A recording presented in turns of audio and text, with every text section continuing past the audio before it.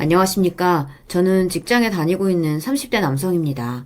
아직 결혼은 하지 않았고 혼자 지내고 있어요. 지금의 조용한 생활도 나쁘지 않다고는 생각하지만 그래도 가끔은 사람이 그리울 때가 있습니다. 세상에 태어난 이상 사람이 늘 혼자만의 힘으로 지낼 수는 없는 노릇이니까요. 저라고 해서 의지 않는 사람이 아예 없었던 것은 아니었어요. 제게는 항상 따스하고 포근한 사람이었던 제 친누나가 바로 제게 그런 사람이었죠. 언제인지 기억조차 나지 않을 어린 시절부터 세상에 덜렁 둘이 남겨진 서로에게 오로지 서로뿐인 관계였습니다. 누나는 제게 그저 손이 형제였을 뿐만이 아니라 아버지, 어머니 대신이기도 했어요. 그러니 그렇게 평생을 의지하며 살았던 누나를 갑작스레 잃게 되었을 때 얼마나 하늘이 무너지는 듯한 충격이었을지 여러분들께서도 짐작이 가십니까? 제게는 단 하나뿐인 가족이었어요. 의지할 곳 하나 없는 남매 단둘끼리 자라면서 세상이 어찌 가혹하지 않을 수 있었겠습니까? 모진 세상, 단지 누나라는 이유만으로 저까지 지켜내겠다며 아등바등 안간힘을 쓰며 고생하고 살아야 했던 누나였습니다. 누나, 이렇게 가는 게 어딨어. 나 혼자 남겨두고 누나한테 못해준 게 너무 많은데 우리 누나 불쌍해서 어떡해. 누나.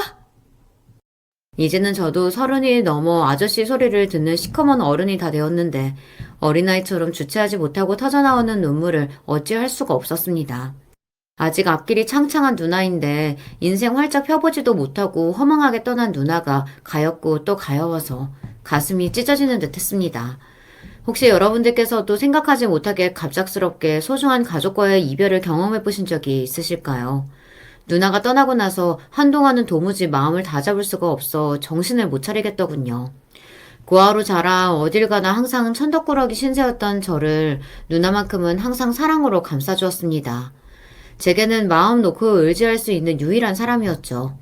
그런 유일한 존재의 부재라는 것은 실로 엄청난 상실감으로 다가오더군요. 평소에도 제가 누나에게 의지를 많이 하고 있고 우리 누나를 정말 많이 좋아한다고 스스로 생각하고 있었어요. 그러나 막상 누나를 잃고 나서야 제가 얼마나 누나에게 의지를 많이 했는지, 제 마음속에 누나에 대한 감정이 얼마나 컸는지 그제야 제대로 깨닫게 되었습니다. 잃고 나니 해주지 못했던 것들만 자꾸 생각나고 누나 속썩였던 일들만 자꾸 떠올라서 끝도 없는 후회를 반복할 때마다 다시금 누나에 대한 그리운 마음이 걷잡을 수 없이 밀려오곤 했죠. 아마 그 무렵 제 신변에 생긴 새로운 변화가 아니었다면 지금까지도 제정신 차리지 못하고 후회와 상실감에 잠겨 있었을지도 모르겠다는 생각이 드네요. 말씀드렸다시피 누나와 저는 어릴 적부터 부모님 없이 컸습니다. 제가 누나와 함께 저희 남매가 성인이 될 때까지 자랐던 보육원에 들어가게 된 게 제 나이 3살 때였습니다. 그러니까 저는 사실상 부모님에 대한 기억이라는 게 존재하지 않는다고 보는 게 옳을 겁니다. 저와는 3살 터울인 누나 역시 6살에 불과한 나이였으니 부모님과 관련된 기억의 조각이 많이 남아있지는 않았겠으나 그래도 저보다는 기억이 좀 남아있었습니다. 아버지는 제가 태어나고 얼마 되지 않아 사고로 돌아가신 것 같아요. 어렴풋한 어릴 적 누나의 기억으로 더듬더듬 설명한 바는 이랬습니다. 너 갓난아기일 때 자세한 정황은 기억나지 않아도 엄마가 전화 받고 쓰러지셨던 장면이 생생하게 기억나. 눈앞에서 갑자기 엄마가 쓰러지셔서 나도 충격이 컸거든. 아마 그게 사고 소식이었던 모양이야. 그렇게 아버지 먼저 세상을 떠나시고 몇 해 되지 않아 병을 얻으신 어머니셨습니다. 저희 남매가 저희 어머니 임종까지 지켜보지는 못했습니다. 그 전에 어머니께서 저희 남매를 보육원 앞에다 데려다 놓으셨거든요. 아마 당신한테 더 이상 가능성이 없다고 생각하셨던 것 같아. 이건 나도 더 크고 나서 정황을 이리저리 짜맞춰가면서 생각해 본 건데 아무리 먼저 남편 앞세웠다고 하더라도 일가 친척 그 누구에게도 자식들 맡길 만한 사람이 없었으니 우리를 보육원까지 데려다 놓으셨겠지. 그때는 이제 아빠도 없는데 엄마까지 우리 두고 가버리는 것 같아서 너무 무서워서 엄마 붙잡고 막 울었었는데 지금 생각해보면 그것도 좀 후회돼. 그 살 날이 얼마 남지도 않은 가여운 분이 무슨 심정으로 자기 자식들을 보육원에 떼어놓고 오셨겠어. 가뜩이나 죄지는 기분이셨을 텐데 나까지 그렇게 가지 말라고 붙들고 울어댔으니 마지막까지 그 심정이 어떠셨을까? 차라리 그때 붙잡지 말걸. 나중에도 누나가 많이 후회했었어. 그걸 어떻게 6살 어린 나이에 누나 탓을 할 수가 있었겠습니까? 제가 이 이야기를 누나에게 자세하게 전해 듣게 된 게 사춘기 무렵이었습니다. 비록 보육원 선생님들께서 부모 없는 저희들을 어떻게든 제대로 키워주시겠다고 갖은 애를 쓰셨습니다만, 다른 아이들이 태어날 때부터 당연하게 받던 부모 사랑 제대로 받지 못한 아이들이, 어떤 사정에서든 부모의 버림을 받은 아이들이 상처가 없다면 그것도 말이 안 되는 이야기 아니겠습니까? 저 역시 유년 시절의 상처가 만만치 않았습니다. 특히나 어린 나이부터 온몸으로 겪게 된 세간의 편견과 차가운 시선에 참 많이도 마음을 다쳐야만 했습니다. 학기 초만 되면 너 부모 없는 애라고 손가락질하는 아이들 때문에 쌈박질하기 일쑤였어요. 그럴 때마다 친부모에 대한 원망이 커질 수밖에 없었어요. 저런 놈도 당연하게 가진 게 부모인데, 자식 새끼 밖에 나가서 남 괴롭힐 줄만 아는 놈도 감싸는 부모가 있는데 왜 나는 다른 애들 다 가진 부모가 없어서 이런 억울한 일을 당해야 하나. 가슴속에 응어리가 커질 수밖에 없었죠. 그걸 보다 못한 누나가 제가 이제 어느 정도 맑게 좀 알아듣겠다 싶었는지 제 친부모에 대해 이야기를 조금씩 들려주기 시작한 겁니다. 누나 나름대로는 가슴이 많이 아팠을 거예요. 어렴풋이나마 누나에게 부모님에 대한 기억이 남아있다고 말씀드리지 않았습니까? 훨씬 일찍 돌아가신 아버지야 그렇다 하더라도 어머니께서 홀로 남겨진 이후에도 저희 남매 어떻게든 키워보겠다고 고생하셨던 모습들, 그리고 그러다 병까지 얻어 생애 마지막까지 고통받으셨던 모습들을 기억하고 있는 누나였어요. 누나라고 어떻게 보육원에서 자라면서 서러운 마음이 없었겠습니까만, 그래도 부모에 대한 기억이 거의 없는 저와는 친부모에 대한 감상이 다를 수밖에 없었겠죠. 적어도 부모에게서 사랑받았던 순간을 기억하고 있던 누나였으니까요. 창수야, 누나가 이렇게 말해도 네 입장에서는 받아들이기 어렵겠지만 절대로 엄마 아빠가 우리 미워서 버린 게 아니야. 너 힘들어서 이런다는 거 어떻게 누나가 모르겠어. 그래도 부모님에 대한 원망 조금만 내려놓으면 안 되겠니? 절대로 우리에 대한 사랑이 없어서 이런 일이 생긴 게 아니야, 창수야. 필요 없어. 그렇다고 해서 지금 우리 처지가 바뀌는 것도 아니고 결과적으로 자식들 책임 못 진 거 맞잖아. 창수야. 누나 입장에선 그렇게 부모에 대한 원망을 쏟아놓는 제 말도 상처였을 겁니다. 아무래도 저는 부모에 대한 구체적인 기억이 없는 편이라서 부모와 저를 분리시켜 생각하는 게 누나보다는 수월했어요. 사실 그게 감정적으로 더 편하기도 했습니다. 고아로 자라면서 받는 서름들에 대한 원망과 책임을 쏟아낼 대상이 필요했어요. 당연히 저한테는 그 대상이 부모님이 될 수밖에 없었죠. 사랑받은 기억이 없으니 그저 간단하게 원망만 해버리면 그만이었습니다. 생각해보면 누나 감정은 더욱 복잡해질 수밖에 없었을 것 같아요. 차마 마음 편히 부모 원망도 하지 못하던 누나였으니까요. 아무래도 한때나마 사랑받고 단란했던 가정에 대한 기억이 어렴풋이 남아있으니 가뜩이나 상냥하고 착한 누나 성격에 부모님에 대한 원망하는 감정을 갖기 어려웠을 겁니다. 하지만 저는 그게 꼭 좋은 일이었다고 생각하지 않아요.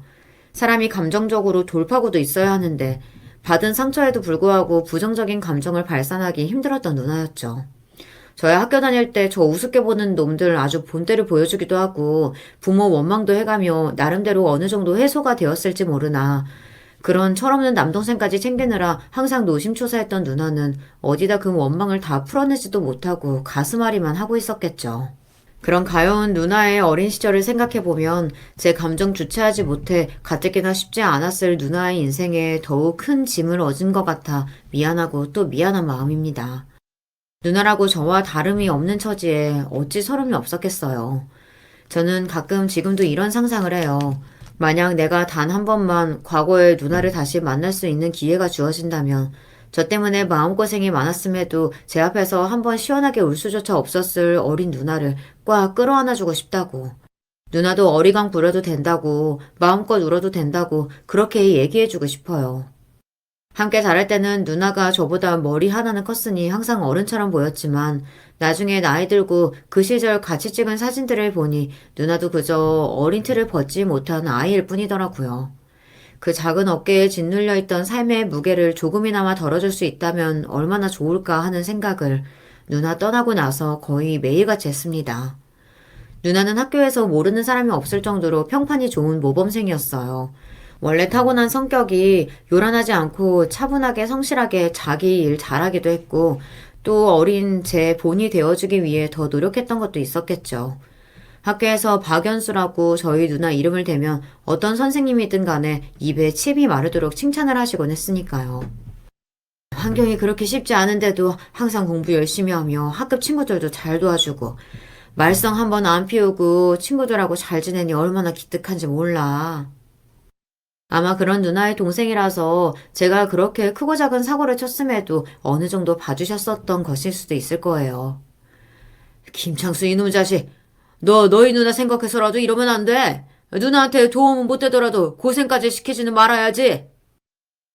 어린 마음에 그런 선생님들 잔소리를 고깝게 들었으나 그래도 저 역시 누나가 다른 어른들한테 이리 칭찬을 받는 모범생이라는 사실은 싫지 않았습니다.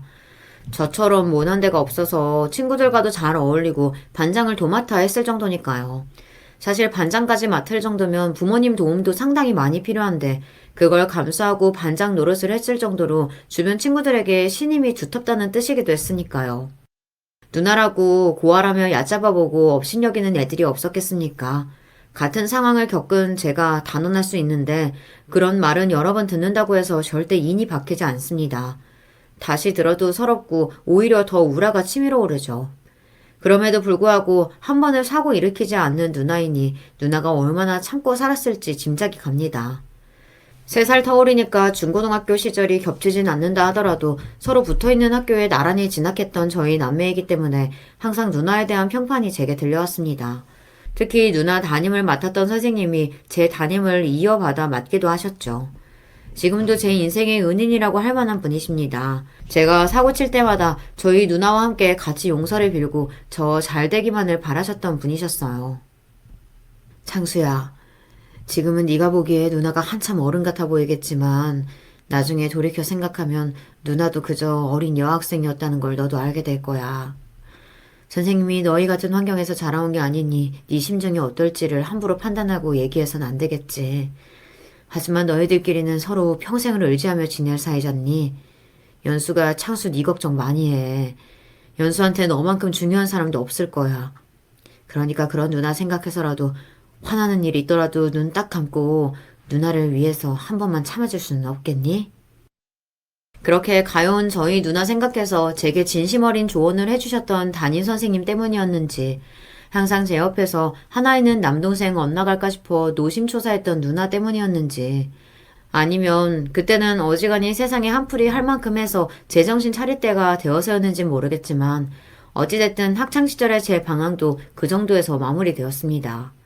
저도 제 성질을 못 이겨 받아칠 때마다 그 수습한다고 누나가 머리 숙이는 모습을 더는 보고 싶지 않기도 했고요.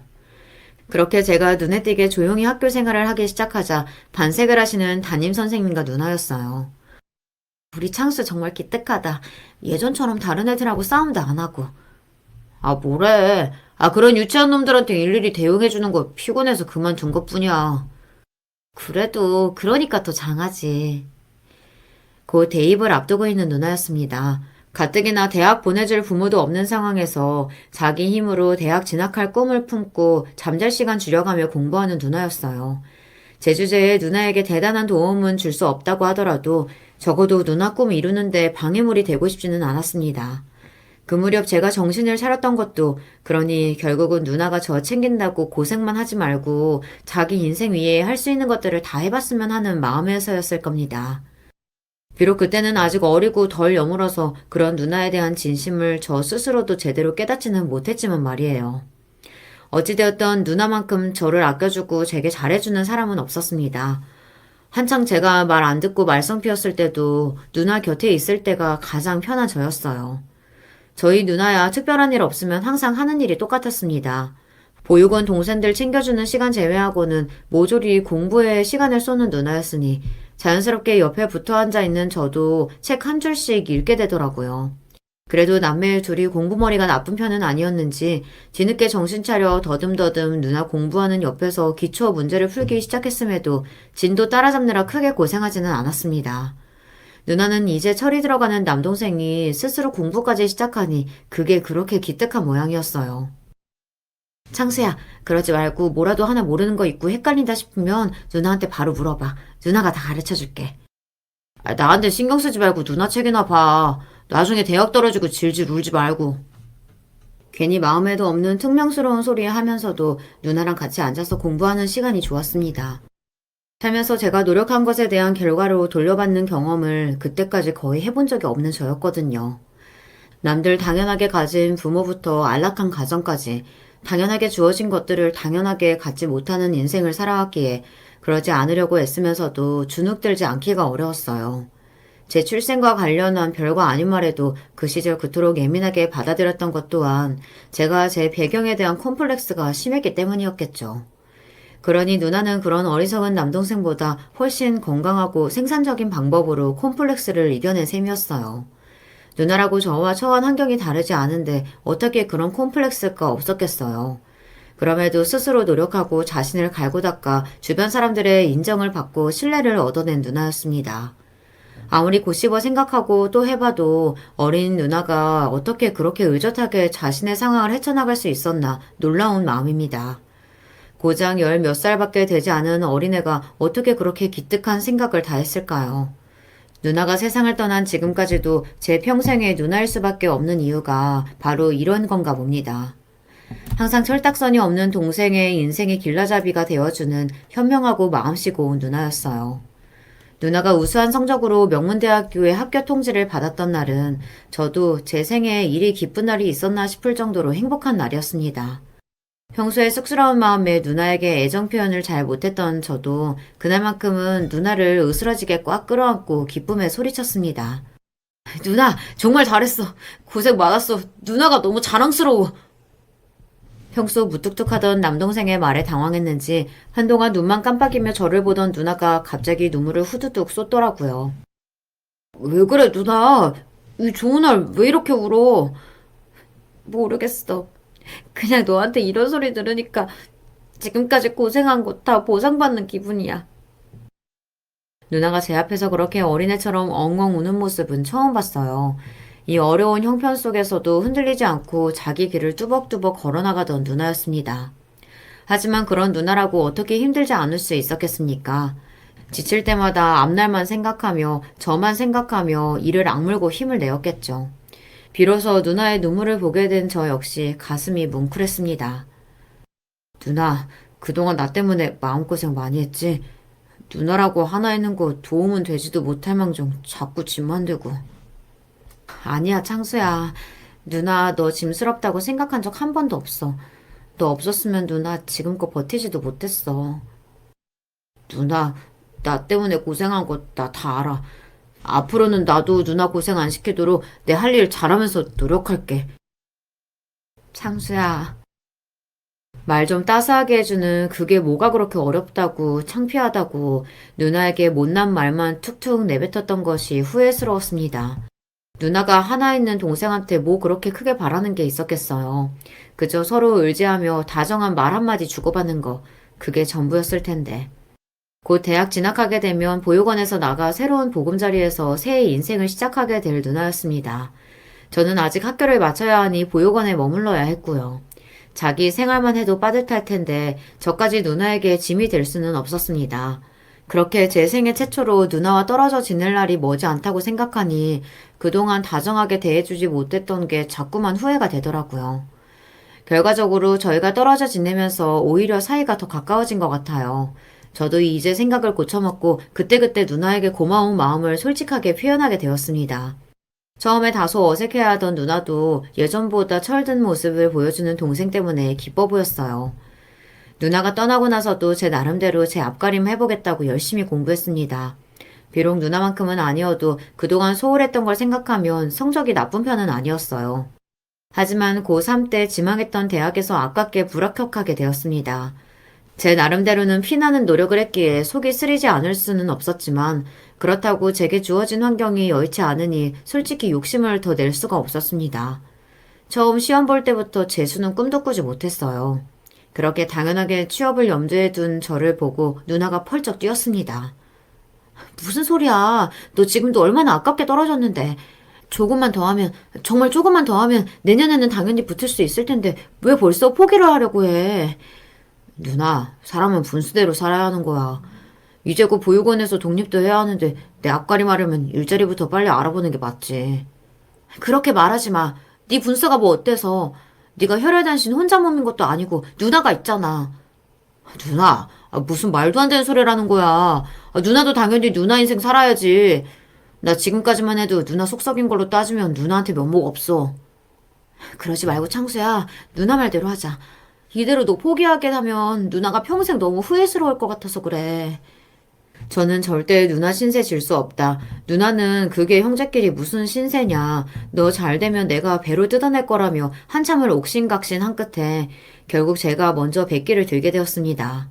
누나에게 차마 염치가 없어 그리 말하기는 했습니다만 저라고 어떻게 대학 가고 싶은 욕심을 그렇게 쉽게 버릴 수가 있었겠어요.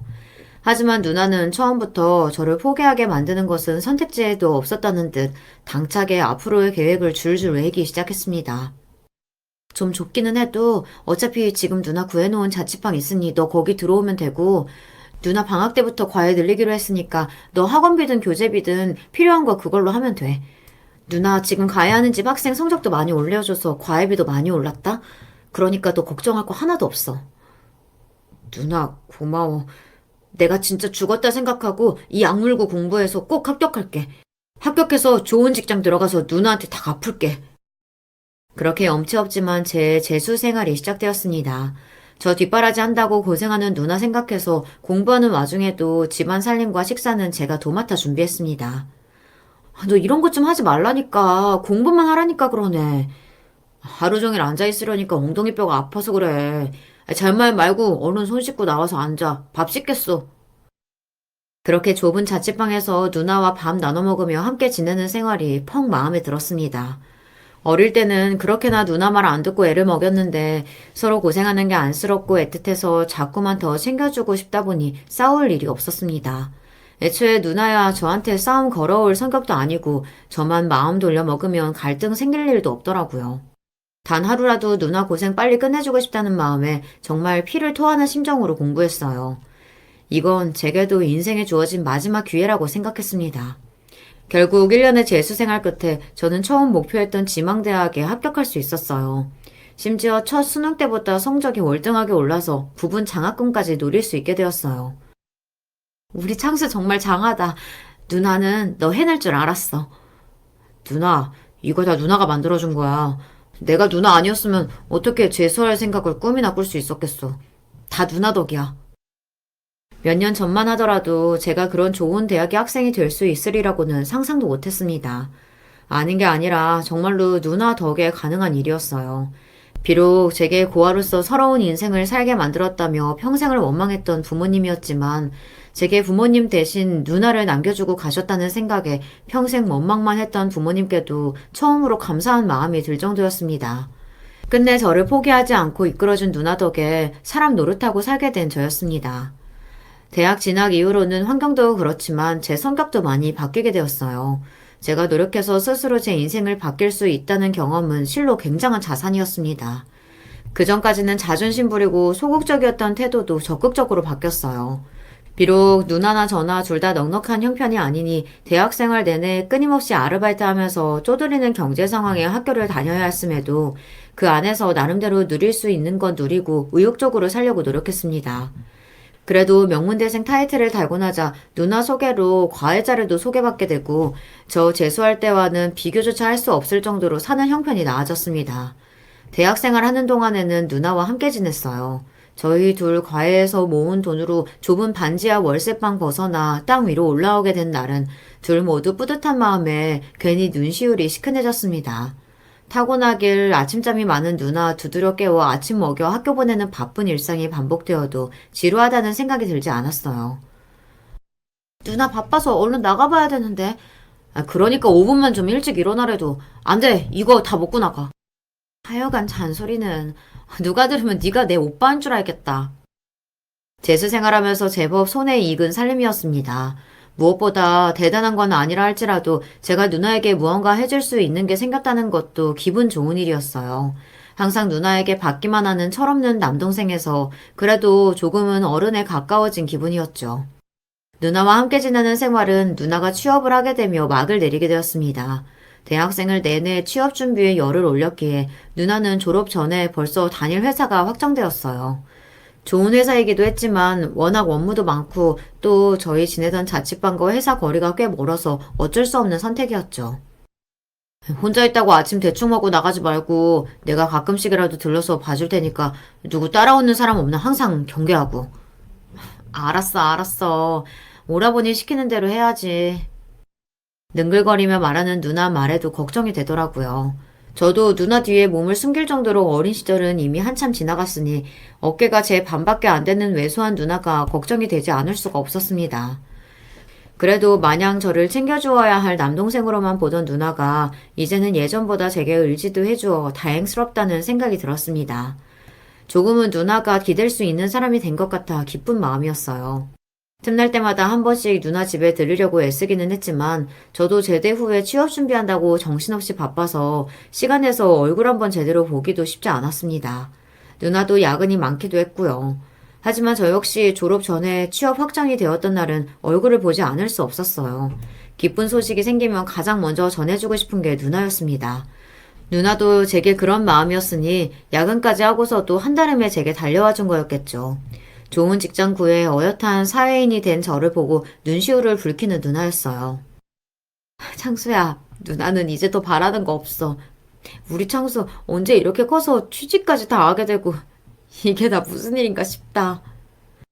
누나, 내가 취직하면 그동안 받은 거 배로 갚아준다고 한 거 잊지 않고 있지? 딱 기다리고 있어. 무슨 소리야. 너 학교 다니면서도 누나한테 얼마나 잘했는데. 누나는 벌써 누나가 해준 거 배로 너한테 다 받았어.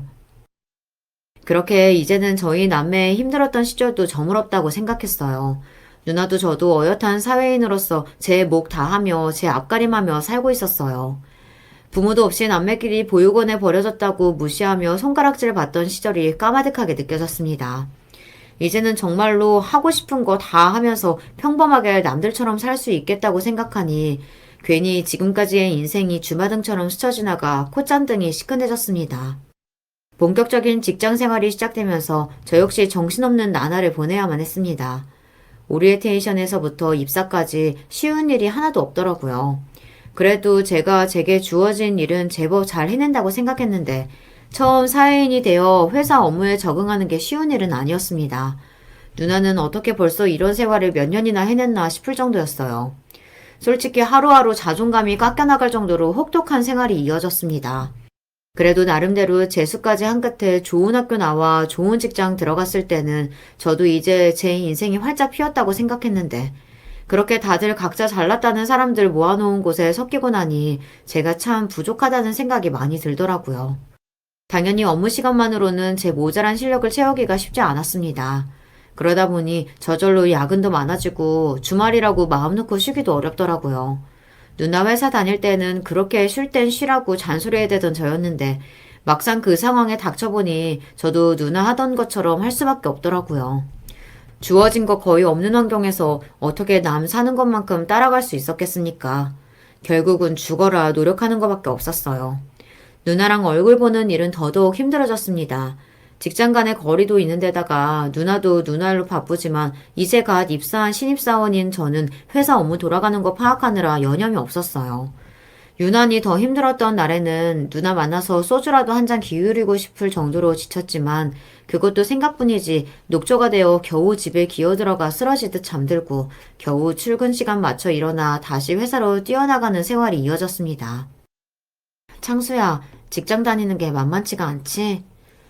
아휴, 이래가지고 퇴직까지 무사히 붙어 있을 수나 있으려나 싶어. 그 생각하니까 진짜 까마득하다.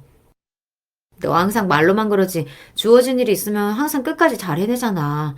누나는 너 믿어.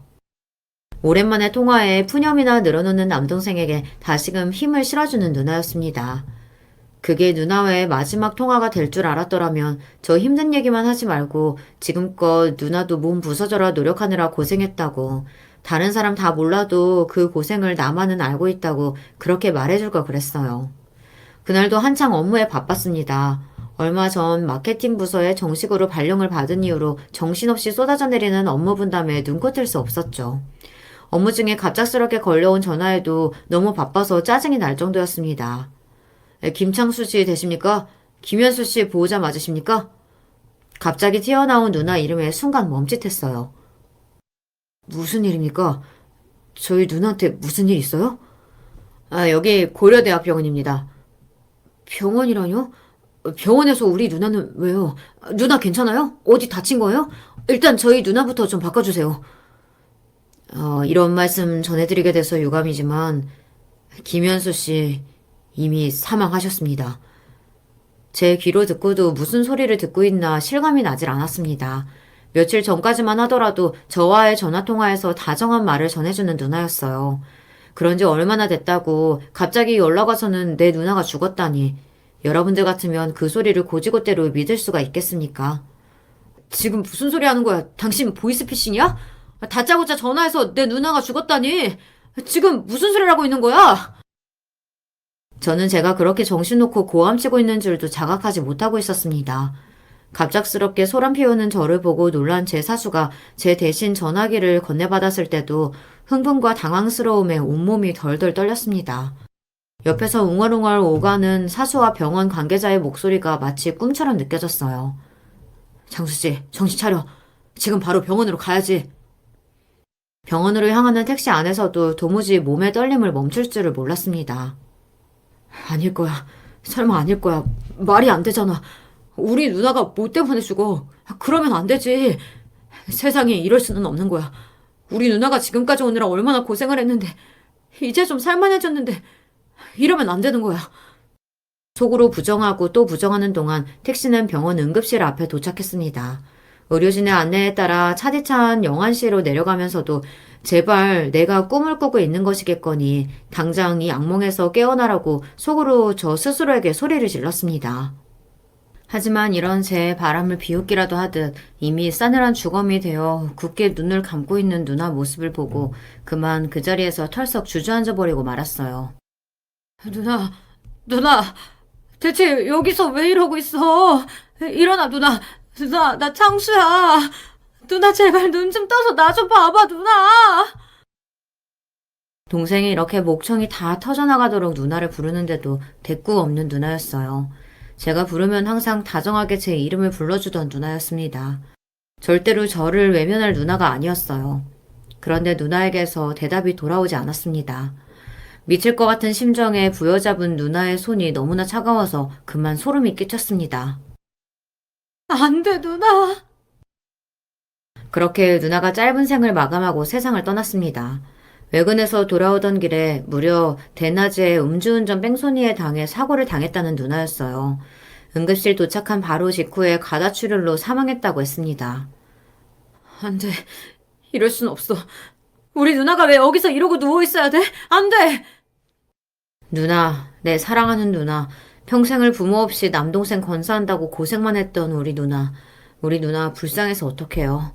어떻게 사람 인생이 이럴 수가 있나요? 남에게 해 끼칠 줄 모르고 착하게만 살아왔던 누나였습니다. 왜 마지막까지 누나의 인생이 이리 아파야만 했는지 심장을 핥히고 지나가는 고통에 몸부림쳤습니다. 주변에서 웅성웅성 말을 거는 소리가 귀에 들어오질 않았습니다. 그 와중에 누나의 장례가 착실하게 준비되고 있었어요. 아까 저 대신 제 전화를 받아주셨던 사수가 몇 안 되는 제 지인들께도 연락을 돌렸던 모양입니다. 장수씨, 정신 차려야지. 누나분 잘 보내드려야 하잖아, 응? 누나가 제 곁을 떠났다는 것도 믿기지 않았는데 그런 누나를 보내줘야 한다니. 그만 제가 처한 현실이 너무나 끔찍하게 느껴져 괴로움에 얼굴을 감싸주었습니다. 솔직히 폭풍처럼 몰아치는 상황에 제정신 붙들고 있기가 너무나 힘겨웠어요. 하지만 계속해서 누나를 저리 외롭게 둘 수만은 그것만큼은 차마 할 수가 없더군요. 비척비척 누나의 장례식장 빈소를 향하면서도 차마 눈물이 나오질 않았습니다. 제가 눈물이라도 한 방울 떨어뜨리면 정말로 누나가 세상에 없다는 걸 받아들여야 할 것만 같아 너무나 두려웠어요. 그때였습니다. 누나 장례식장 앞에 웬 낯익은 노인이 한 분 서 계셨어요. 그 경황이 없는 와중에도 그분이 제가 다니는 회사의 회장님이라는 것은 알아봤습니다. 오리엔테이션 때부터 지겹도록 온갖 자료에 박혀있던 얼굴이었으니까요. 그 경황이 없는 와중에도 자다가 깨어 튀어나올 수 있을 정도로 지겹게 연습했던 관등 성명이었기에 반사적으로 인사가 튀어나왔습니다. 안녕하십니까. 마케팅 부서 김창수 사원입니다. 갑자기 뒤에서 나타난 제 인사에 회장님이 당황하신 것 같았습니다. 저도 인사를 해놓고 나서도 기가 차더라고요. 누나가 세상을 떠났다는 이 와중에도 내 회사 회장 알아보고 허리를 굽히고 있다니 순간 모든 게 허탈하게 느껴졌습니다. 그렇게 비틀비틀 장례식장으로 들어가는 제 손을 회장님이 덥석 잡으셨습니다. 순간 당황했지만 저를 붙든 회장님 손이 너무 떨려서 가뜩이나 불안한 마음이 더 술렁이더군요. 죄송합니다. 제가 들어가 봐야 해서. 그런 회장님 손을 떼어내려는데 얼굴에 핏기가 가신 회장님이 울부짖듯 제게 말씀하셨습니다. 장수야, 나다. 네 외할아버지야. 대체 오늘이 무슨 날인가 싶더군요. 누나 문제만 하더라도 미쳐 도울 지경인데 회장님 입에서 나오는 저 비현실적인 소리는 또 뭐랍니까? 세상이 저를 상대로 장난치는 기분이더라고요.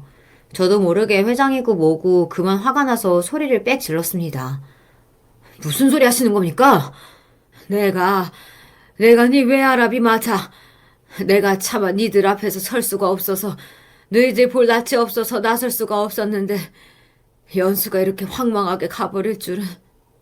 그러더니 제가 더 뭐라고 하기도 전에 그 자리에 털썩 주저앉아 오열하기 시작한 회장님이셨습니다. 차마 아무 말도 못하고 서서 굳어있는 저를 보고 옆에 계시던 회장님 비서께서 제게 그러시더군요. 죄송합니다. 회장님께서 너무 놀라셔서. 실은 입사서를 통해서 김창수 사원이 회장님 연을 끊으신 막내따님 자녀분이라는 걸 알고 계속 지켜보고 계셨습니다. 누가 들으면 거짓말한다고 비웃을 얘기를 여러 사람 입을 통해 듣고 있자 정말로 이게 현실인가 싶은 생각이 서서히 들기 시작하더라고요. 누나랑 고아로 서럽게 자라났는데 갑자기 다니던 회사 회장이 자기가 우리 외할아버지라는데 그런 생각이 들지 않겠습니까? 하지만 방금 누나를 잃은 저였어요. 누나의 죽음을 확인한 지 얼마 되지도 않았는데 이런 소리까지 듣고 있자니 그만 뇌에 과부하가 오고 말았습니다. 제 감정을 스스로 도무지 주체할 수가 없었어요. 그 혼란과 당황스러움은 걷잡을 수 없는 분노로 이어졌습니다. 그게 무슨 소리야? 부모도 없이 남의 둘이서 지금껏 살았는데 친척이 있었으면 진작 나타나서 우리 도와줬어야지. 할아버지면 손자를 업신여김 당하게 둘 게 아니라 보호를 해줬어야지. 진작 알았으면 왜 이제야 나타난 건데? 지금껏 모른 척 하더니 떠났더니 나타나서 지금 이게 뭐 하는 건데? 우리 누나가 얼마나 고생을 했는데 고아를 살면서 가진 서러움 당하면서 지금껏 얼마나 애를 썼는데 나타나려면 진작 나타났어야지. 이제 누나도 없는데 이제 와서 그게 다 무슨 소용인데? 그렇게 미친 듯이 소리를 지르다 그만 머릿속에 뭔가 뚝 끊기는 기분이었습니다. 창수야! 창수야! 어렴풋이 제 외할아버지라는 그 사람의 절박한 외침이 들리는 것도 같았어요. 다시 정신을 차렸을 때 온 얼굴이 눈물범벅이 되어 제 손을 꽉 붙들고 있는 회장님이셨습니다. 평소에는 신입사원으로서 다가갈 수 없는 위험 있는 회장님으로 보였는데 그 순간만큼은 세상에서 가장 약하고 초라한 노인의 모습에 불과했습니다. 정신을 잃고 다시 깨어나는데도 누나가 이 세상에 없다는 사실은 변하지 않았어요. 저는 화낼 힘도 남아있지 않더군요. 말 한마디 없이 조용히 눈물만 흘리고 있는 저를 보고 그분이 어렵게 입을 여셨습니다. 네 어미가 전에 고아인 네 아버지 만나 결혼하겠다 했을 때 회장 딸로 평생을 귀하게 키워놨더니 고작 그런 남자를 신랑감이라고 데려왔다는 괘씸함에 내 손으로 그 애를 내쳤었지. 그때는 그게 그렇게 집안 망신처럼 느껴질 수가 없었다. 그렇다고 둘 다 그렇게 한순간에 내 곁을 떠나서 지방으로 숨어버릴 줄은 생각도 못했어. 찾으려고 하면 얼마든지 찾을 수 있었겠지만 자식한테 버림받은 것 같아 서운하고 상처받은 마음에 그 애를 그렇게 방치했던 게 이런 결과로 이어질 거라곤. 뒤늦게 그 애 세상 떠난 거 알고 너희들이나마 찾아보려고 했는데 이미 보육원에 보내졌을 거라고 생각을 못했다. 입사 오리엔테이션에서 자네 얼굴 보고 워낙 자네 부친 젊었을 적을 쏙 빼서 설마 싶었는데 연수 얼굴까지 보고 나니 너희들이 내 손자라는 걸 도저히 보정할 수가 없더구나. 알았으면 그때라도 얘기를 했어야죠. 나는 몰라도 우리 누나는 그래도 대화 정도는 들어줬을 텐데. 차가운 제 말에 회장님이 다시금 고개를 떨구고 눈물을 뚝뚝 떨어뜨리셨습니다. 너희들이 한 고생을 다 알고 있는데 내가 무슨 염치로 그 앞에 나타날 수가 있었겠어. 그래도 일이 될 줄 알았더라면 내 소녀 한번 만나보지도 못하고 일이 허망하게 보낼 줄 알았더라면. 그렇게 다시 오열하던 회장님이 다시금 제 손을 터질 듯 힘주어 꽉 잡았습니다. 장수야, 내게 변명의 여지가 없다는 거 알고 있다. 하지만 제발 한 번만 기회를 줄 수 없겠니? 네가 원하는 게 있다면, 해달라는 게 있다면 무슨 일이든 다 아마. 그럼 우리 누나 다시 살려낼 수 있어요? 우리 누나 그렇게 아프게 한 그 뺑소니 쳤다는 놈, 그 놈 대신 죽여줄 수 있어요? 이제 와서 회장님이 뭘 해줄 수 있는데요? 갑자기 감정이 폭발해서 저도 그 자리에서 오열하고 말았습니다. 대체 이 무슨 기구한 운명이란 말입니까? 무려 기업 회장이라는 외할아버지가 나타났는데 남들이 들으면 인생 역전이라 할 만한 일에도 티끌만큼의 기쁜 감정도 생기지 않았습니다.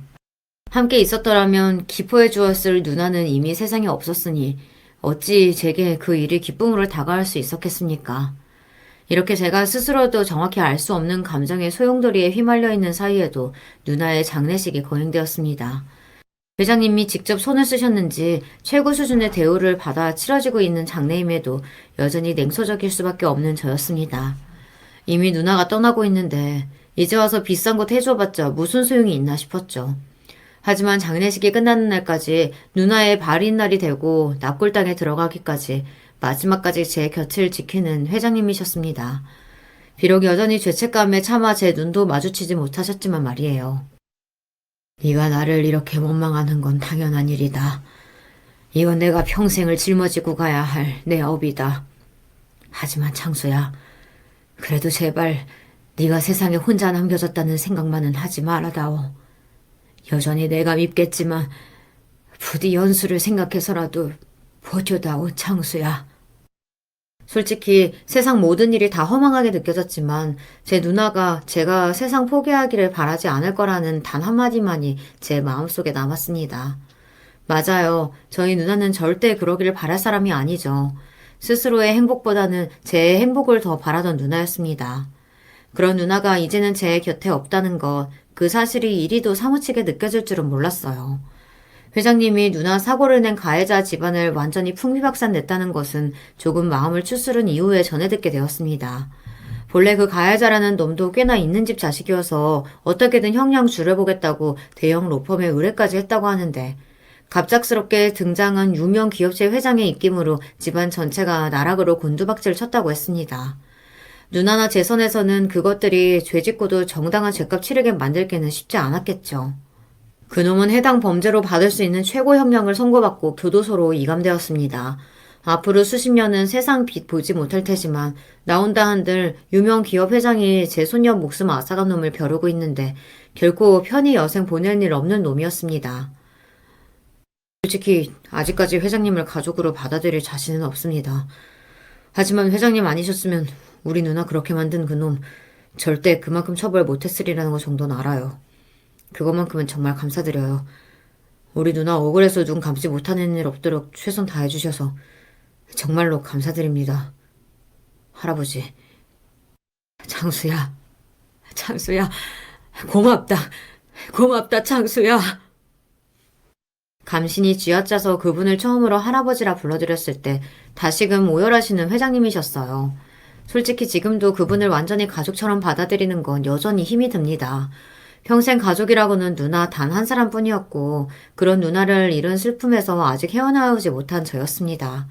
그런 누나가 떠나간 자리를 다른 사람을 새로운 가족이라고 받아들일 용기가 쉽게 나지 않았습니다.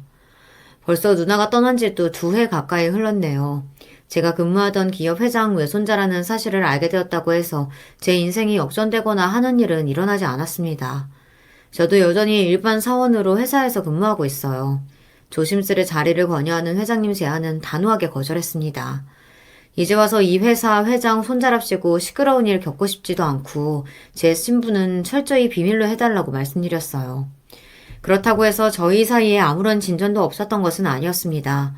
공교롭게도 누나를 함께 추억할 만한 사람 역시 또 그분만한 사람이 없더군요. 물론 저희 둘과 모두 지인이었던 이들 모두 하나같이 착한 사람이었던 누나의 갑작스러운 죽음을 안타까워하고 슬퍼했지만 아무래도 가족만 할 수는 없었겠죠. 그리 선을 긋기로 생각했는데 정작 저만큼이나 누나의 부재를 잊지 못하고 아파하는 그분을 보니 저도 모르게 동질감이 생기고 말았습니다. 이래서 핏줄이라는 게 무시 못한다는 건지 기분이 참 묘하더군요. 그렇게 누나 생각에 유난히 더 힘들어하던 날에는 함께 소주 한 잔 기울이는 정도의 사이가 되었습니다. 누나가 떠나던 날에 받았던 충격을 생각하면 이런 날이 올 줄은 몰랐는데 인생 참 살아봐야 아는 것 같아요. 그래도 아직 이 세상에 제 혈육이 한 사람은 남아있다고 하니 누나를 깊이 기억해주는 이 하나 더 있다는 것만큼은 좋은 것 같아요. 저는 이만하면 잘 지내고 있는 것 같습니다. 여전히 누나가 눈물나게 그리운 날이 있지만 누구보다 제가 잘 지내길 바라는 누나를 생각하며 혼자서도 제 몸 챙기고 주변 사람들과 잘 어울리고 그렇게 살고 있어요. 그래야 언젠가 다시 누나를 만나게 되는 날 조금이라도 잔소리 듣는 일 줄일 수 있겠죠. 제 이야기는 여기서 마치겠습니다. 여러분 모두 곁에 가족들과 행복한 하루 보내시길 바라며 이만 줄이겠습니다. 안녕하세요. 생각날 때마다 이 채널을 정말 잘 애청하고 있는데요. 이렇게 재미있는 채널을 앞으로도 꾸준히 운영해 주십사 하는 마음으로 제 사연을 보내봅니다. 재미있는 채널에 걸맞지 않은 이야기가 될까봐 살짝 겁은 나네요. 나름 용기를 내서 적어볼게요. 20대 후반의 나이, 지인의 소개를 통해 남편을 만났습니다. 처음에는 오빠, 동생 하는 사이로 잘 지냈었는데 남녀 관계가 정말 알 수 없는 것이라더만 어쩌다 보니 남편하고 깊은 사이가 되고 말았어요. 제가 힘들고 외로웠을 때 남편이 저를 지탱해줬던 것이 큰 계기였고요. 남편하고 결혼하자며 서로 얘기가 잘 되어서 제가 시댁에 인사를 드리러 갔습니다. 그러자 시어머니께서 저를 맞아주셨죠. 집에 모친은 안 계시고 부친만 계신다고요? 이혼을 하셨다니? 차라리 사별이었다거나 했으면 나았을 텐데 이혼이라는 대목이 마음에 좀 걸리네요. 내 말 너무 기분 나쁘게 듣지는 말아요. 내가 지금 아가씨한테 일부러 트집을 잡고 싶어서 작정한 게 아니고 가정 환경을 보면 그 사람이 보인다고 다들 그러잖아요. 그러니까 내가 어쩔 수 없이 마음에 걸리는 부분은 조금 솔직하게 얘기하는 것뿐이랍니다. 제가 알기로는 분명히 시어머니께서는 남편을 통해 그동안 저에 대한 이모저모를 많이 전해 들어 놓으신 분이셨어요. 제가 편부 가정에서 자라온 것 뻔히 아셨을 텐데 그 자리에서 처음 아신 것 마냥 화들짝 놀라시면서 저를 복잡한 눈길로 쳐다보시는 것에 저는 심경이 좀 답답해졌던 것 같아요. 제가 마음에 안 들어서 일부러 저러시나 싶었습니다. 저보고 대학은 어디 나왔냐고 묻기도 하셨어요. 그것도 뻔히 이미 알고 계셨던 부분이면서 말이에요. 제가 나온 대학 이름과 전공을 설명드렸더니 시어머니께서는 혀를 끌끌 차셨습니다. 저런, 우리 아들보다 수준이 못하네. 이건 괜히 여자 쪽에 더 잘나봤자 별로 좋을 것 없는 대목이니까 그러려니 넘어갈 수는 있지만 우리 딸보다도 못한 건 나로서는 약간 이 아가씨는 조건이 별로다 이렇게 생각이 들 수밖에 없어요. 절대 내가 지금 아가씨를 욕하자는 건 아니고요. 사실만 따져보자면 그렇다는 거예요. 우리 애들이 그쪽보다 더 좋은 대학 간판을 달았다는 건 분명한 사실이니까요. 정신없이 말씀하시는 시어머니 때문에 혼이 쏙 빠질 지경이었죠. 저는 제가 무슨 소리를 들은 건가 싶어서 멍하게 고개만 끄덕였고 그러다가 시아버지와 눈이 마주쳤어요. 시아버지께서는 난색을 표하시며 팔꿈치로 시어머니의 팔뚝을 살짝 치셨죠. 자중하라는 눈치를 주신 것 같았어요. 시어머니께서는 절대 나쁜 의도 아닌 거 알죠? 라고 하면서 호탕하게 웃으셨고 거기다 대고 기분 묘했다고 할 수는 없는 노릇이라 저도 그냥 어색하게 마주 웃어드렸습니다. 커피를 타러 갔던 남편이 마침 자리로 돌아오면서 그때부터는 아주 평범한 대화가 오갔던 것 같아요. 시어머니께서는 당신이 자식 교육을 엄청나게 잘 시키셨으니 당신의 아들 같은 인물과 결혼하게 된 저는 이 세상에 둘도 없는 행운아라고 강조를 하셨어요. 그거 듣고 남편이 민망해 하든 말든 아주 태도가 단호하시더라고요. 사실 저보다 훨씬 더 좋은 조건의 여자하고 붙여주실 수도 있었는데 당신께서 워낙 너그럽고 자식들의 의견을 중요하게 생각하시는 분이라 그렇게까지는 안 하셨다고도 하셨습니다. 저보다 더 좋은 조건의 여자라면 대략 어느 수준을 말씀하시는 건지 내심 궁금했으나 그런 걸 드러내는 자리는 아닌 것 같아서 가만히 있었네요. 어쨌거나 은연중에 말씀해서 결혼을 허락하겠다는 의사를 비추고 계셨으니까요. 다행이라고 해야 할지 감사하다고 해야 할지 정말 갈피를 잡을 수 없었던 자리였습니다. 시아버지께서는 참고로 별 말씀 안 하셨어요. 무뚝뚝한 분이시라고 남편을 통해 들은 바 있었는데 정말 그러시더라고요. 참고로 시아버지께서는 남편의 생부가 아니십니다. 생부께서는 남편이 중학생일 때 돌아가셨다고 해요. 일을 하시던 중에 불의의 사고로 명을 달리하셨고 그 이후에 지금의 시아버지를 시어머니께서는 만나셨던 겁니다. 혼인신고는 안 하고 그냥 사실혼 부부로 살고 계셨어요. 결혼식도 올리셨고 무려 신혼여행까지 다녀오셨고 그랬기 때문에 사진들도 많았고요. 혼인신고를 정식으로 하지 않으신 것만 빼면 의심할 여지 없는 부분이셨네요. 오빠 혹시 아버님하고 어머님 아직까지 혼인신고를 안 올리신 이유가 돈 문제 때문이야? 잘은 모르겠지만 왠지 그런 이유가 아닐까 싶은데. 맞아. 수입 잡히는 것도 그렇고 이래저래 걸리는 게 있어서 그냥 혼인신고 안 하시는 게 이득이라고 두 분이 판단하신 것 같아. 이런 얘기가 나와서 말인데 내가 전에 얘기한 적이 있던가? 나는 등록상 주소지가 이전부터 친척 집으로 되어 있었어. 친척 어른들께서 그렇게 하라고 조언을 주셔서 일부러 옛날부터 그렇게 해뒀어. 오빠가 경제활동에서 버는 게 가족 수입으로 잡힐까봐 그랬구나. 그건 내가 잘하는 건 아니지만 그렇게 해서 사는 집들이 있다고는 얼핏 들은 적이 있어. 대학 다닐 때 친구들이 하는 얘기를 얼핏 들은 게 사실은 전부였어요. 이런저런 복잡한 일이 있어서 주소지가 가족집이 아니라 먼 조부모님 댁으로 되어 있다든지 그런 친구들이 있다고 들었거든요. 저랑은 상관없는 이야기 같아서 흘려들었었는데 제가 결혼할 남자가 설마 이런 것에 해당되는 줄은 몰랐습니다. 저는 위로 나이 차이가 꽤 나는 친언니가 있는데 친정 부모님이 일찍 이혼을 하셨기 때문에 거의 외동처럼 자라왔습니다. 언니는 엄마와 저는 아빠와 사는 걸로 정해졌었으니까요. 엄마는 재혼을 하시면서 언니와 외국으로 떠나셨습니다. 그래서 1년에 한두 번씩 전화통화를 하는 게 전부였고 얼굴은 못 보고 계속 살아왔네요. 사실상 외동인 저와는 반대로 남편은 3남매입니다. 위로는 아주버님이 계시는데요. 어렸을 때부터 살짝 또래보다 발달이 느리셨다고 해요. 그래도 내 기억에는 조금 더들 뿐이지 우리 형이 많이 모자란 사람은 아니었어. 의사소통도 잘 됐었으니까. 그런데 학교에서 나쁜 놈들을 잘못 만나는 바람에 상태가 더 안 좋아졌던 것뿐이야. 지금도 그때를 생각하면 이가 갈려. 우리 형이 그렇게 되고 나서 친아버지께서는 상심하셔서 일을 더 하시고 돈을 조금이라도 더 버셔서 가족들을 위하겠다고 하시다가 어느 날 사고로 돌아가신 거였고 지금 이렇게 덤덤하게 이야기하는 것도 신기하다. 당시에 우리 가족은 정말 죽을 정도로 힘들었던 것 같아. 지금도 뭔가 정신이 불편한 사람들에 대해 우리 사회가 너그럽지 못한데 과거에는 오죽했을까요? 아주버님께서는 학교에서 아주 못된 놈들을 만나셨고 괴롭힘을 당하시다가 어느 날 학교 계단에서 크게 구르시면서 머리를 다치시는 바람에 그 이후로 상태가 더 나빠지셨다고 해요. 아주버님이란 존재 때문에 시어머니께서는 가슴 한켠에 늘 죄스럽고 주눅들고 그런 것들을 담아두고 사셨는데 그런 티를 겉으로 내지 않으려고 억지로 노력을 하시다 보니까 억척스럽고 남의 시선에 과도하게 반응하시고 남이 당신을 공격할까봐 먼저 받아칠 준비부터 하시고 상처 안 받는 척 하시고 그런 분으로 점차 변해가셨다고 남편이 말을 해주었습니다. 아주버님은 간단 명료하게 말해서 장애인이셨죠. 어렸을 때는 아니었으나 나중에 정식으로 장애 등급도 받으신 분이었고요. 장애인을 형제로 두었으니 남편은 악착같이 노력하며 정신 팔지 않고 늘 성실하게 살았다고 합니다. 남편의 여동생 3남매의 막내도 마찬가지였다고 해요. 제 시누이 말입니다. 이건 아마 여성분들은 대다수가 공감을 하실 텐데 엄마와 딸은 가장 애틋하면서도 애증이 가득한 관계죠. 저도 제 생모와 함께한 세월은 짧았을지언정 엄마하고만 같은 여자끼리 공유할 수 있는 감정들이 있었습니다. 남편을 사고로 잃고 장남은 장애인, 차남은 집안의 새로운 기둥. 그러면 이 상황에서 시어머니께서 누구에게 신세한탄을 하셨겠나요? 당신의 딸, 제 시누이밖에는 상대가 없었죠. 그래서 시누이가 어렸을 때부터 마음고생을 엄청나게 했다고 들었어요. 이리저리 치이면서 너는 공부할 필요 없으니까 네 오빠들한테 잘하기나 해라. 집안일이나 열심히 해라. 남자 잘 잡아서 시집 빨리 가라. 이런 소리만 줄창 시어머니로부터 귀따갑게 들어왔던 시누이. 그런 자기 여동생의 고충을 남편은 모른 척 했었다네요. 왜냐하면 자기 딴에는 자기만의 고민들이 있었으니까요. 그런데 다 잘하고 보니까 여동생이 너무 많은 짐을 지게 했던 것이 미안하게 생각했다고 합니다. 만약에 내가 우리 엄마한테 그런 소리 다 듣고 자랐으면 크고 나자마자 무조건 독립하고 집은 쳐다도 안 봤을지 몰라.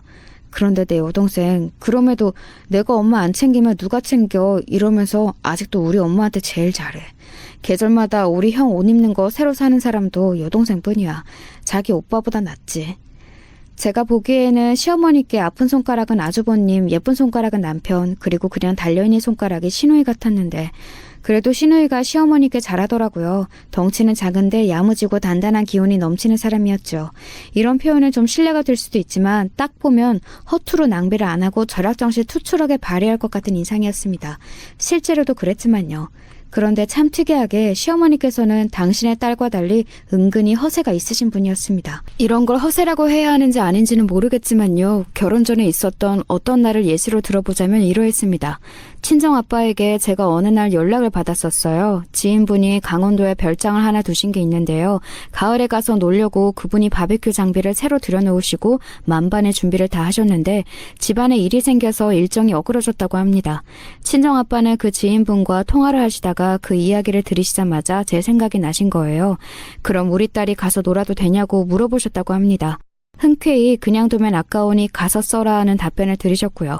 그래서 제가 남편에게 이 이야기를 했습니다. 그랬더니 남편이 다 같이 가서 놀면 좋겠다며 반색을 했다가 살짝 표정을 굳히더니 이런 사족을 덧붙였어요. 우리 부모님께는 그냥 좋은 기회가 생겨서 그곳을 아주 저렴하게 빌렸다고 하는 걸로 그렇게 하자.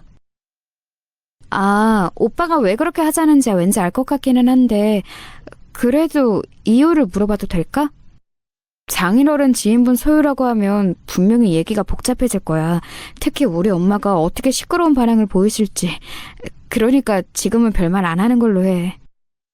남편이 진중한 표정으로 그렇게 말을 하는데 굳이 안 따를 이유가 없어서 알겠다고 했어요. 넓은 별장에 시댁 식구들과 함께 놀러 갔습니다. 참고로 친정아빠는 그때 정형외과 진료를 다니고 계셔서 참석 의사가 없으셨고요. 생각했던 것보다 별장이 너무 멋져서 친정아빠를 향해 감사한 마음이 들던 와중이었어요. 주변 경관을 둘러보시며 근엄하게 뒷짐을 지신 시어머니께서 이렇게 말씀하셨습니다. 나도 사실은 이렇게 살 수 있었어. 아니, 지금도 마음만 먹으면 이런 곳에 와서 지내도 돼. 유유자적하게 살 수 있지. 하지만 내가 워낙 도시 여자라서 도시 생활이 너무 잘 맞아서 그러고 사는 것뿐이야. 네? 네, 그렇군요. 어머님이 그러셨군요. 제가 봐도 어머님은 도시하고 어울리는 것 같아요. 당연하지. 나는 얼굴부터가 화려하지만 외로운 도시의 인상이 있잖아. 에휴, 이런 별장? 펜션? 에라이, 아무것도 아니야. 언제든지 마음만 먹으면 이런 곳에 와서 살 수 있어. 결심하기에 따라 달렸을 뿐이지.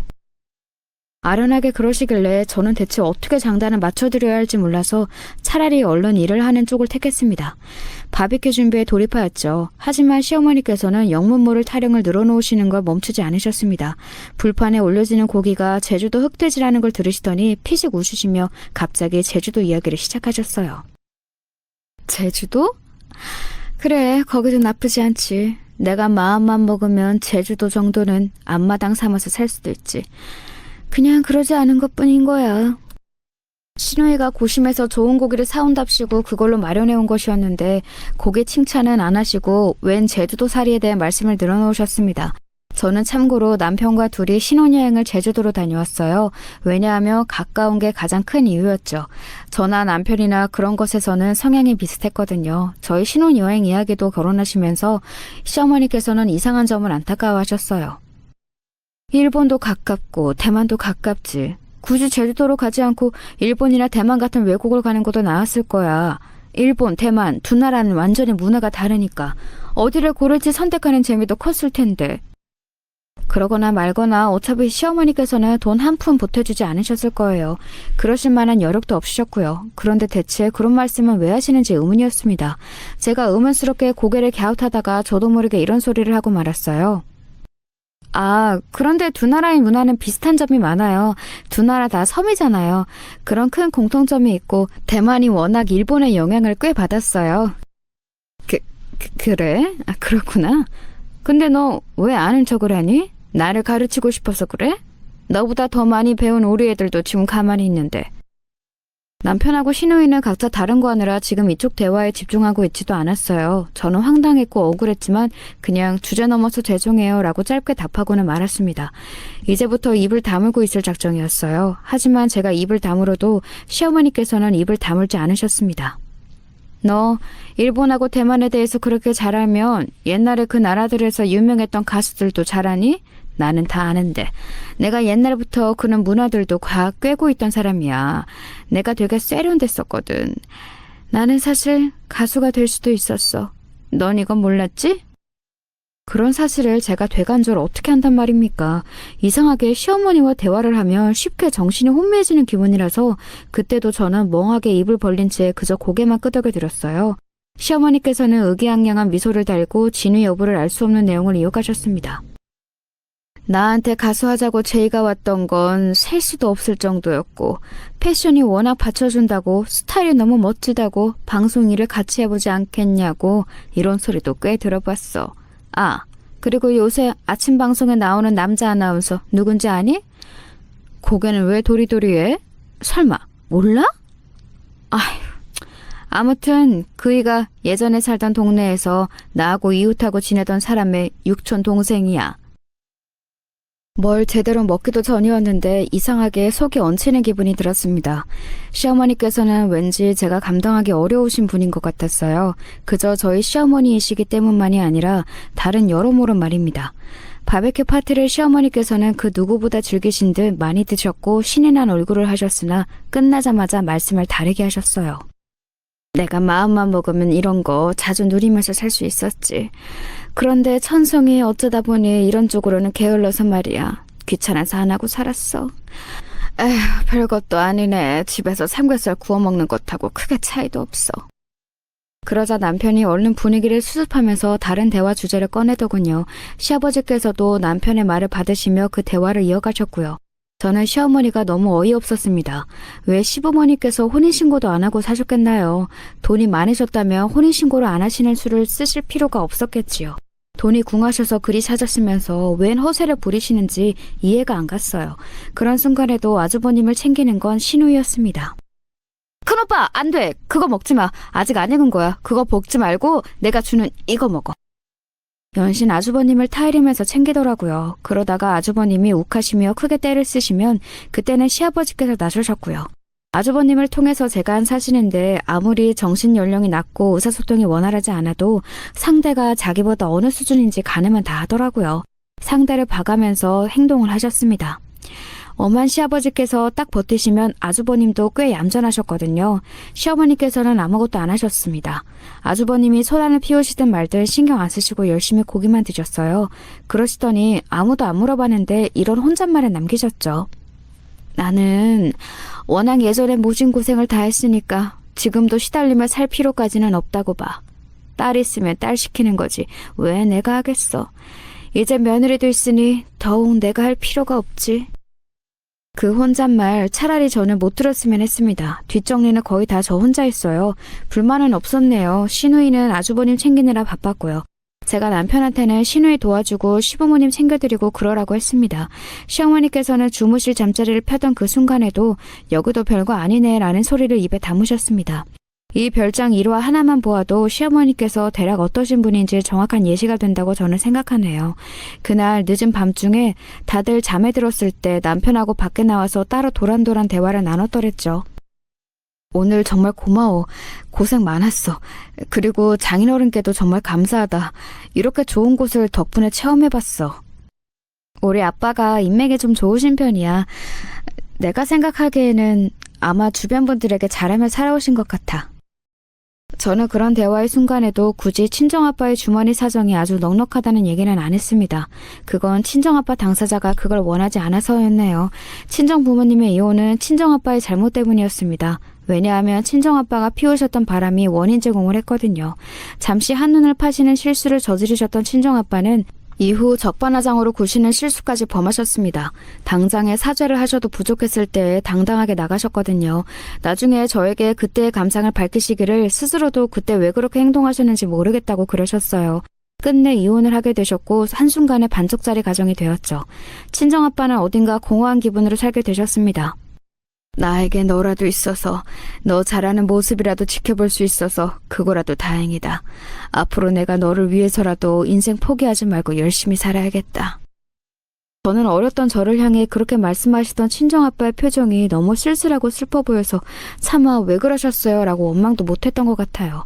저는 거의 친할머니 손에 자라다시피 했습니다. 친정아빠는 일 때문에 바쁘셨으니까요. 그러면서 자연스레 보고 듣는 것들이 있어서 알게 되었어요. 친가에 부동산이 있다는 사실을요. 꽤 되는 재산이 집안에 있었던 거예요. 또한 친정아빠는 워커홀릭 마냥 일에 파묻혀 몰두하며 사셨는데 그러시면서 돈도 많이 버셨습니다. 그런데 그때 너무 무리를 하시는 바람에 몸에 무리가 오게 되셨죠. 어느 날 저에게 이런 강조의 말씀을 해주셨어요. 너는 나처럼 이러지 마라. 너무 열심히 살지 마. 알았지? 이건 게으르게 살라는 뜻이 아니라 아둥바둥 치열하게 건강까지 희생하며 살 필요는 없다는 뜻이야. 네가 그렇게 안 살았으면 해서 내가 열심히 산 거고 내가 뒤에서 너를 받쳐주고 있는 거니까 너는 나만 믿고 네가 살고 싶은 대로 인생을 편하게 살아도 돼. 그래도 상관없어. 너에게는 내가 있으니까 언제까지고 내가 너의 믿을 구석이 되어주마. 못난 아빠로서 꼭 약속할게. 그 시기 저는 대학 입시를 완전히 망쳐서 눈물을 펑펑 흘리던 때였어요. 그런 때에 친정아빠가 저에게 해주셨던 그 말씀이 정말 큰 도움이 되었죠. 제가 홀가분하게 성적에 맞춰서 대학 진학을 할 수 있던 바탕이 되었고요. 그런데 대학 졸업이 가까워지자 친구들이 전부 취업 때문에 스트레스를 받으며 통장 잔고를 자꾸 들여다보고 계산기를 두드려보는 모습에 왠지 심란해지더라고요. 자만하게 살면 안 된다는 생각이 들었어요. 그리고 절대로 나는 믿는 구석이 있다고 자랑할 필요도 없다고 여겨졌습니다. 실제로 사회생활을 한 후에 처음 만났던 남자친구에게 부모님 이혼하셔서 아빠밖에 안 계신다고 하니까 아, 너 이혼 가정이었어? 라고 하면서 굉장히 떨떠름한 모습을 보이더니 근데 우리 아빠 재산 많은 편이야 라고 덧붙이니까 금세 반색을 하면서 전에 없이 저에게 엄청 다정하게 구는 모습을 보고 정이 떨어졌던 적이 있었네요. 불가항력적으로 정이 떨어지고 말았어요. 결국 헤어지게 됐고요. 저는 이런 고민을 친정아빠와 나눈 적이 있었습니다. 그랬다가 저는 아주 의외의 대답을 듣게 되었던 거예요. 네가 직장 생활을 한 지도 이제 좀 되었고 나는 일을 아예 관두고 이제부터는 좀 쉬어볼까 한다. 네? 쉬신다고요? 아빠가 일을 안 하시게 되는 건 환영이에요. 그건 너무 괜히 일을 아예 놓지는 못하시고 계속 이어가시는 느낌이라서 속으로 걱정이 됐었거든요. 그런데 일을 안 하시면 대체 뭐 하면서 지내시려고요? 유유자적하게 지내려고 한다. 자연을 벗삼아서 가끔 옛 친구들과 만나면 술이나 한잔하고 낚시 여행이나 떠나고 그러면서 살까 싶어. 내 고향 시골 동네로 가서 작게 농사도 지어볼 생각이 있고 말이야. 나는 떵떵거리며 살 생각이 조금도 없어. 100세 시대라고 하는데 떵떵거렸다가 나중에 큰 코 다칠라. 게다가 사실 떵떵거릴 돈도 없지. 죄다 지금 땅에 돈이 몰려있는데 그것들을 다 팔아야 돈이 되는 거지. 그냥 그대로 있으면 그게 무슨 돈이야? 신용카드 쓴 거 그 카드값도 다달이 내줄 수도 없는 게 바로 땅인데 안 그래? 내 말이 맞지? 네, 그런 것 같아요. 아빠 말씀이 맞아요. 아빠 말씀 듣고 나니까 제가 왠지 앞으로 더 성실하게 꽤 안 부리고 살아야 할 것 같다는 생각이 들었어요. 그렇게 살아볼게요. 내가 돈 없다고 해서 혹시 서운한 건 아니고 너무 시원하게 대답하니까 내가 왠지 멋쩍어지네. 아빠, 땅을 안 팔면 돈이 없다고 하셨죠? 저도 비슷해요. 아빠가 저한테 돈을 안 주시면 저는 돈이 없는 거잖아요. 그러니까 따지고 보면 아빠 돈은 제 돈이 아니라고 할 수 있죠. 혹시 아빠가 돌아가시면 제 돈이 되겠지만 지금은 아니잖아요. 그때 제 기분을 설명하자면 그야말로 시원섭섭이었던 것 같아요. 왠지 개운했죠. 제 명쾌한 대답을 들으신 친정아빠는 크게 웃으셨습니다. 저는 그 대화를 나눌 때 현금은 다 어쩌셨냐고 친정아빠를 향해 여쭤볼 생각도 따로 안 들었던 것 같아요. 어디 투자를 하셨든 뭘 하셨든 알아서 잘 해두셨겠지 싶었네요. 제 인생 알아서 열심히 살면 되는 거라고 여겼습니다. 저는 그래서 남편과 연애도 평범하게 했고 결혼식도 아주 평범하고 수더분하게 올렸어요. 저는 그런 게 좋아서 그렇게 했습니다. 거창한 걸 워낙 싫어하는 성격이었거든요. 남편은 결혼식은 원래 신부가 주인공이니까 제가 하자는 대로 맞추겠다고 해줬고요. 그래서 평화롭게 소박한 느낌의 결혼식을 잘 마무리했었네요. 그런데 지금 돌아보니 결혼식 가지고도 시어머니께서는 말씀을 거두셨었어요. 나는 호텔 결혼식도 나쁘지 않은데 우리 아들이 널리고 널린 흔한 예식장이 괜찮다고 하니까 어쩔 수 없이 내가 그 의견을 존중해줘야겠구나. 그래, 내가 양보해야지. 대수롭지 않은 말투로 얘기를 하시길래 저도 그냥 별 생각 없이 넘겼어요. 하지만 결혼식이 끝나고 나서도 시어머니께서는 또 호텔 결혼식을 언급하셨습니다. 그때는 저도 좀 당황스러웠죠. 그러자 제 안색을 살핀 시누이가 대신 나서줬습니다. 엄마, 그만 좀 하세요. 호텔 결혼식이라뇨? 무슨 연예인이라도 돼요? 그랬더니 어디에 있어요? 언감생심 무슨 호텔 결혼식 타령이에요. 형편을 생각해야죠. 네가 돈 많은 남자 만나면 돼. 너 앞으로 남자 만날 때 강남에 산다는 남자로 만나라. 그러면 못해도 중간 이상은 가겠지. 엄마는 갑자기 발끈하시면서 그런 소리는 왜 하세요? 창피하게 정말. 신우이가 민망해했는데 그럼에도 시어머니께서는 몇 분 더 강남 타령은 하셨던 것 같아요. 그때는 잘 몰랐지만 시간이 좀 지나서 생각을 해보니 시어머니께서는 부에 대한 갈망이나 환상이 심하신 동시에 강남에 대한 동경도 강하셨던 분이었어요.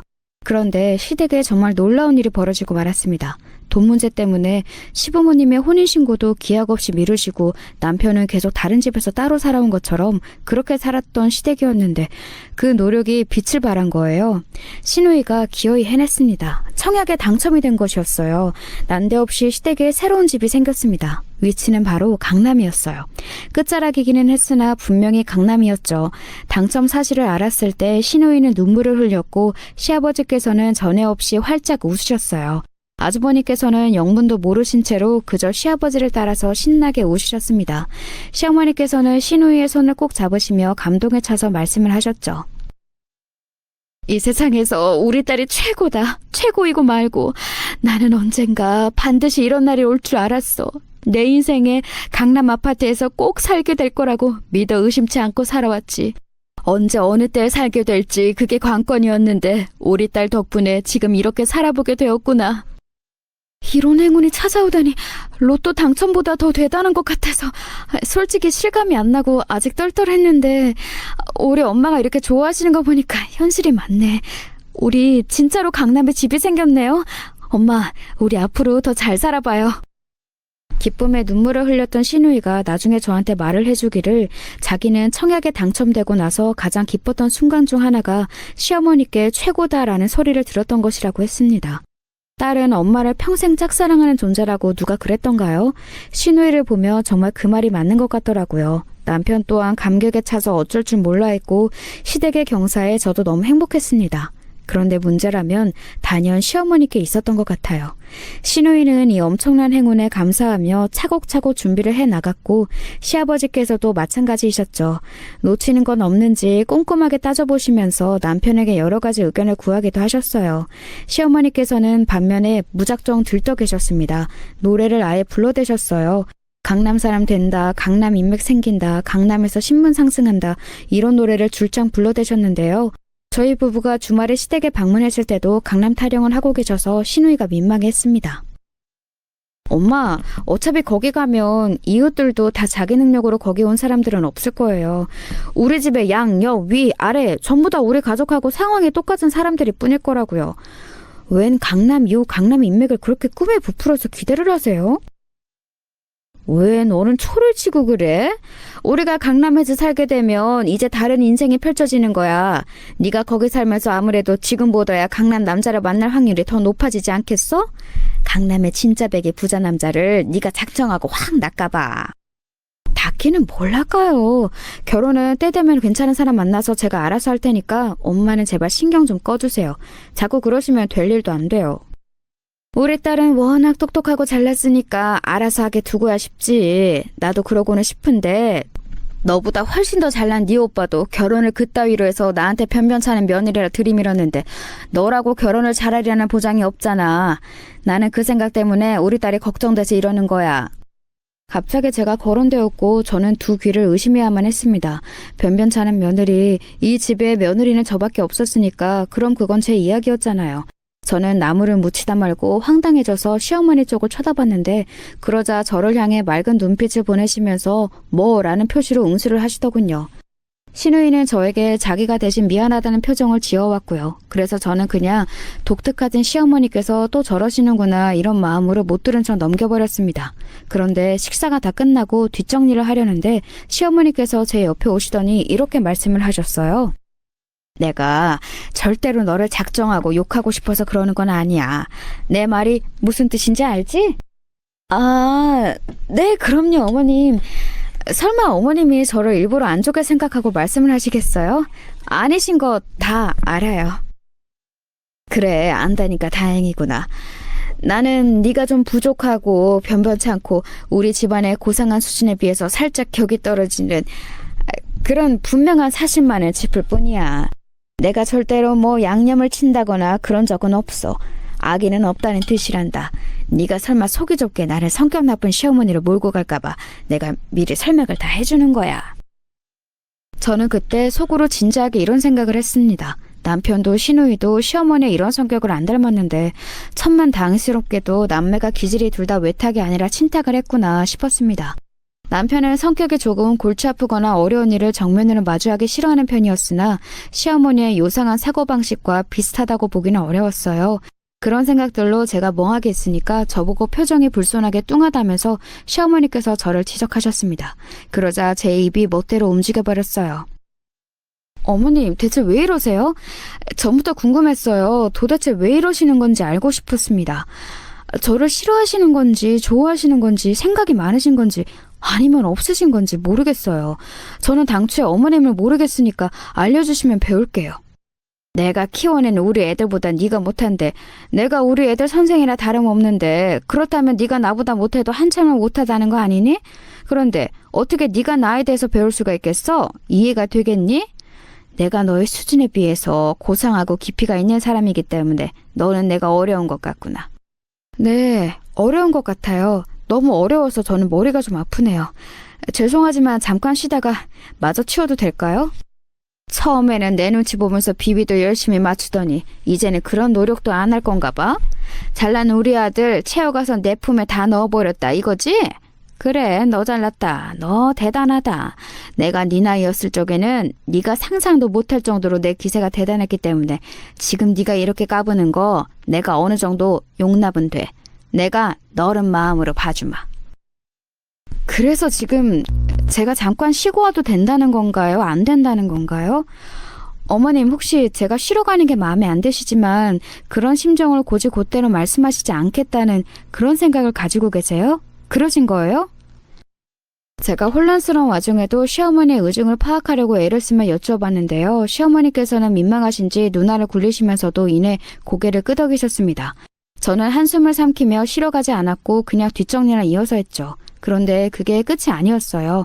시어머니께서는 근엄하신 표정을 지으시더니 마무리를 하셨습니다. 내가 분명히 정리를 해줄게. 너보다 우리 아들이 잘났어. 너보다 학벌, 직장 다 뛰어나고 그리고 나는 이제 강남 사모님이야. 너는 강남 사모님을 시어머니를 두고 잘난 남편을 끼고 사는 여자가 된 거지. 제법 괜찮은 조건인 것 같지 않니? 그럼 이제 네가 앞으로 나에게 더 감사한 마음을 가지고 나에 대한 존경심을 보여주는 게 좋겠지? 아, 내가 또 분명하게 밝혀두는데 내가 절대로 너 싫어서 지금 이런 소리 하는 게 아니고 네가 며느리 노릇을 제대로 할 줄 모르니까 친절하게 알려주는 것뿐이야. 알았니? 예전에 친정아빠가 저한테 해주셨던 말씀이 갑자기 그때 떠오르더라고요. 사업을 하다 보니까 별별 인간 군상들을 다 접하게 되는데 딱 봐도 정신 나간 종자 같으면 굳이 그 사람한테 쓴소리 안 한다고 그러셨습니다. 똥이 더러워서 피하지 무서워서 피하는 건 아닌 것과 같은 이치라고 하셨죠. 그 말씀이 떠올라서 저는 시어머니께 순한 웃음을 지어드렸습니다. 아무 대답 않고 착한 웃음으로 응수를 해드리는 게 가장 현명할 것 같더라고요. 그러자 시어머니께서는 만족스러운 얼굴을 하시며 돌아서셨고요. 겪을수록 황당한 시어머니의 면모에 놀란 저는 이런 감상을 남편과 나누었어요. 시어머니께서 범상하지 않으셨고 맞춰드리기 어려운 분이라고 그랬죠. 그런데 남편이 제 의견에 동의를 하면서도 묘하게 기분 나빠하는 기색이 보였습니다. 예전에 마음고생을 너무 많이 하셨고 남편 잃고 혼자 자식을 둘이나 키우시며 사시다 보니 성격이 그렇게 되신 거라고, 그런 영향이 있다고.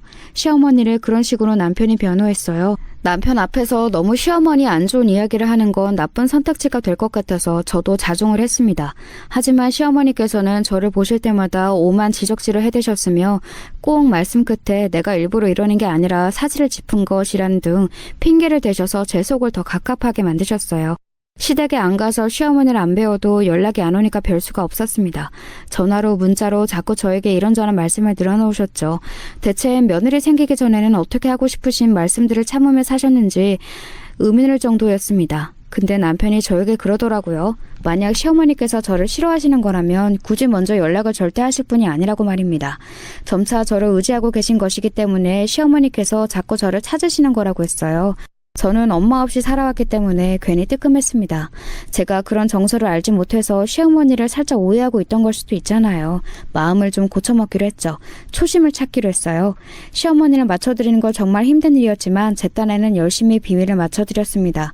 그게 시어머니께는 최고의 며느리 노릇일 것 같았네요. 친정아빠와 연락을 할 때면 시댁과 잘 지내고 있다고 항상 그렇게 말씀을 드렸어요. 그래서 친정아빠도 제 결혼 생활이 평탄한 것에 무척 흐뭇해하셨습니다. 그리고 어느새 시간이 흘러 시댁이 드디어 청약 당첨이 된 강남 아파트에 입성하는 날짜가 다가왔어요. 친정아빠는 저에게 선물을 뭘 해야 좋을지 모르겠다며 고민이 된다고 하셨습니다. 새집 선물이요? 어차피 집이 큰 평수도 아니고 살림살이도 다 정해져 있으니까 요긴하게 쓸만한 것이라면 집 들일 때 너도 나도 사가는 휴지 정도만 생각이 나네요. 그게 아니라 혹시 특별하게 기념비적으로 드릴 만한 선물이 있을까 해서 물어본 거야. 그동안 내가 너무 사돈댁에 아무것도 안 해드리고 신경을 못 써드린 것 같아서 마음에 걸리더구나. 얼마 전에 TV에서 해주는 다큐를 봤는데 그걸 보면서 내가 또 인생이란 뭘까 이런 생각을 한참 했거든. 친정아빠가 정말로 당시부터 소탈한 생활을 하고 계신 것도 그랬지만 사실 기본적으로 남을 잘 믿지 않으시고 일정한 선을 그어놓은 분이시기에 제 시댁과 굳이 왕래도 안 하셨고 당신 스스로를 드러내지 않으셨다는 걸 저는 내심 잘 알고 있었습니다. 그런데 친정아빠가 먼저 이렇게 나서겠다고 하시는 걸 보니까 신기하기도 했고 반가운 마음도 들기도 했고 그랬어요.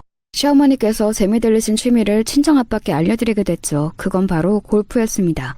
강남에서 살려면 폼나는 취미생활 한 개는 만들어야겠다고 하시며 시어머니께서는 몇 달 전부터 골프를 치러 다니셨는데요.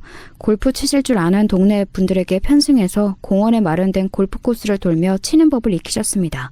그런데 적성에 맞으셨던 건지 무척 재미있어 하셨어요. 역시 나는 고급스러운 게 잘 맞는다는 말씀을 때마다 빼놓지 않으셨고요. 아무튼 저는 친정아빠가 새로운 골프 용품이나 뭐 그런 걸 사주실지 알았습니다. 하지만 제 생각보다 아예 작정을 하셨더라고요. 친정아빠가 통 크게 준비하시는 선물의 정체를 알고 제가 깜짝 놀랐으니까요. 시댁이 강남에 입성하고 맞는 첫 주말이었습니다. 저희 부부가 토요일 이른 오전에 방문을 했는데 시어머니께서 바로 저에게 따져 물으시더군요. 너는 어떻게 사돈이 이런 걸 보내시도록 그냥 둘 수가 있었니? 사돈의 우리 집안 수준을 몰라도 한참 모르시는 것 같은데 슈퍼타이? 삼겹 화장지? 강남 사는 우리한테 고작 이런 걸 보내시다니. 알고 보니까 그 전날 저녁에 친정아빠가 보내신 집들이 선물이 도착한 모양이었어요. 대용량 빨래세제와 30로짜리 화장지였습니다. 평범하고 무난한 것들이었는데 시어머니께서는 마치 당신의 모욕이라도 당하신 양 굴었어요. 시아버지께서는 난처하신 듯 시누이가 욕실에서 아주버님 머리 감겨드리는 걸 도와드리겠다며 자리를 뜨셨죠. 근데 옆에는 남편이 시어머니 눈치를 봤습니다. 제 눈치가 아니라요. 장인어른께서 생각이 좀 부족하시긴 했네. 강남 아파트에 저런 걸 보내신 건 살짝 너무하시긴 했다. 뭐? 강남 살면 빨래 안 해? 휴지 안 써? 우리 아빠가 보내신 게 도대체 뭐가 어떻다고 지금 이런 얘기가 나오는지 나는 이해가 안 가. 어머님, 지금 농담하시는 거 아니라 진담 맞으세요? 어떻게 이런 걸로 트집을 잡으세요? 그간 어머님이 이해 안 갈 때가 많아도 꼭 참았는데 이건 정말 아닌 것 같습니다. 제가 단호하게 외치자 시어머니께서는 이사 때문에 큰 용량으로 구매해 두신 쓰레기 봉투에 슈퍼타이를 버리셨어요. 제 눈앞에서요. 그리고 화장지를 그 옆에다가 두시며 이것도 같이 버리고 싶다고 하셨습니다. 제가 인내심의 한계에 다다른 순간이었죠. 도저히 이놈의 집구석 이해할래야 이해할 수가 없어서 다 그만두겠습니다. 이혼할게요. 어머님의 잘난 아들 다시 가져가세요. 그러자 남편이 깜짝 놀라서 어쩔 줄 모르더군요. 진정하라고 저를 붙잡는 남편의 손길을 뿌리쳤습니다. 시어머니께서는 당황해서 입을 쩍 벌리셨다가 저에게 매달리는 남편을 보고서는 표정을 굳히셨어요. 왜 네가 저 자세로 나가? 어디 감히 먼저 이혼을 입에 올리느냐고 따끔하게 혼내야지. 아니, 이혼 당장 해버리자면서 강하게 나가야지. 우리 아들이 대체 뭐가 아쉬워서 숙여야 돼? 강남 입성해서 행복할 때 찬물을 끼얹는 것도 정도가 있지. 너 같은 며느리 나도 싫다. 그러세요? 잘 됐네요. 제가 싫으시니 그럼 이것도 싫으실 텐데 이건 없던 걸로 할게요. 저희 아빠가 진짜 선물로 준비하셨던 건데 어쩔 수 없죠. 제가 품에서 꺼내든 게 있었습니다. 그걸 보신 시어머니의 눈이 휘둥그레졌고 남편도 마찬가지였죠. 그때 시아버지와 시누이가 소란을 듣고 이쪽으로 다가왔어요. 시누이가 가장 먼저 제 손에 들린 걸 알아보더군요. 이거 혹시 골프장 회원권? 엄마, 다음 생에 다시 태어나면 이런 럭셔리한 골프장에서 1억 원짜리 회원권 끊고 살고 싶다면서 얼마 전에 저한테 사진 예시들 찾아서 보여주셨잖아요. 이거 그런 거 아니에요? 맞아요. 골프장 회원권 1억짜리도 맞고요. 저희 아빠가 어머님의 골프에 재미 들리셨다는 거 저한테 들으시고는 특별히 준비해 주신 선물이에요. 1억 정말 큰 돈이긴 하지만 저희 아빠 재산에 비하면 그렇게 큰 돈도 아니라서요. 제 말이 끝나자마자 시어머니께서는 털썩 주저앉으셨습니다. 다리에 힘이 풀리신 듯 했죠. 저는 미련 없이 돌아섰습니다. 남편이 저를 황급히 따라왔죠. 대체 어떻게 된 영문이냐며 묻기에 바로 대답을 해줬습니다. 사실 친정아빠가 자산가이시고 동시에 구두쇠이셔서 그간 돈 얘기를 안 꺼냈다고요. 덤덤하게 답했더니 남편이 놀라서 그대로 굳어버렸습니다. 그때 저희가 서 있는 현관 쪽으로 시어머니께서 달려오셨어요. 그랬구나. 어쩐지 나는 너 처음 봤을 때부터 숨길 수 없는 귀티가 흐른다고 생각했어. 그러니까 내가 너를 며느리로 받아준 거였지. 아니, 이럴 때가 아니지. 그동안 내가 너무 실수를 많이 저질렀지. 절대 네가 미워서 그런 게 아니야. 내가 뭘 모르고 잘못 행동했을 뿐이야. 이제라도 내가 바로잡을 테니 너도 나를 한 번만 용서해주고 받아주면 안 될까? 응? 이혼이라니. 그런 무서운 말은 하지 말아다오. 내가 이렇게 빈다. 제가 아무 반응을 안 보이자 급기야 시어머니께서는 두 손을 모아 싹싹 빌어대셨습니다. 저도 모르게 한숨이 나오더라고요. 한숨을 푹푹 내쉬면서 그 집을 나왔어요. 시어머니께서는 울부짖으셨고 시아버지와 시누이가 대체 무슨 일이냐며 따져 묻는 소리들을 마지막으로 들었네요. 그리고 그날 저녁 남편이 제 앞에서 정식으로 사과를 했습니다. 그간 시어머니의 도를 지나친 황당한 언행을 자기가 알면서도 방관했고 저를 곤란하게 만들어 온 점 미안하다고 하더군요. 그 외에도 구구절절한 사과가 이어졌어요. 사실 진짜 남편과 끝낼 생각까지도 했었는데 결국 그러지는 않았습니다. 어쨌거나 남편이 매사 저에게 진심이었던 걸 저는 알았으니까요. 그리고 시누이가 마음에 걸려서 그랬어요. 답이 안 보이는 시어머니 같으신 분을 자기 자신보다 챙기며 장애인 큰오빠까지 도맡고 있는 데다가 자기 일도 다니고 있는 그런 열심히 사는 시누이가 눈에 밟혔습니다. 그래서 저는 이혼을 안 하는 조건으로 시누이의 독립을 내걸었어요. 아주버님을 위한 도우미 한 분을 고용하는 비용은 제가 부담하기로 했고요. 대신 그분이 24시간 상주하시는 건 아니니까 남은 시간들은 시어머니께서 당신의 큰아들을 케어하시라고 했습니다. 그러자 시아버지께서는 흔쾌히 응하셨네요. 시어머니께서는 낭패 어린 표정이셨지만요. 시누이는 따로 자취생활을 시작했고 저에게 천국이 따로 없다는 소감을 전해왔습니다.